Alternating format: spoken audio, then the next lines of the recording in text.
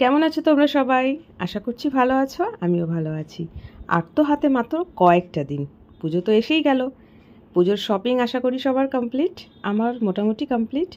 যা যা কিনেছি তার মধ্যে কিছুটা তোমাদের সাথে শেয়ার করেছি, আর যেগুলো বাকি আছে সেগুলো পুজোর দিনগুলোতে শেয়ার করব।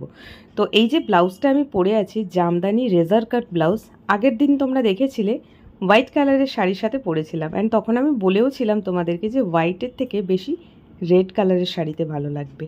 তো আজকের না আমি এটা রেড কালার দিয়ে ট্রাই করলাম। দেখো, হোয়াইটের থেকে না রেড কালারের শাড়ির সাথে ব্লাউজটা যদি পরা যায় বেশি সুন্দর লাগছে। তোমরা কি বলো?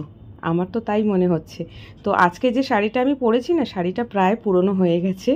তো এই শাড়িটা বাইরে পরা যাবে না এই ব্লাউজটার সাথে। ভবিষ্যতে অন্য একটা নতুন রেড কালারের শাড়ি কিনবো, কিনে তার সাথে ট্রাই করব। অবশ্যই শাড়িটা তোমাদের সাথে শেয়ার করব, আর সেটা অবশ্যই আমি মিশো থেকেই কিনবো, কারণ মিশোতে অনেক সস্তায় পাওয়া যায়। তো ভাবলাম তোমাদের সাথে শেয়ার করি। হোয়াইটের সাথেও শেয়ার করেছি, রেডটাও শেয়ার করলাম। দেখো দেখে কেমন লাগছে, কোনটার সাথে বেশি মানাচ্ছে আমাকে কমেন্ট করে কিন্তু তোমরা জানিও। টাটা।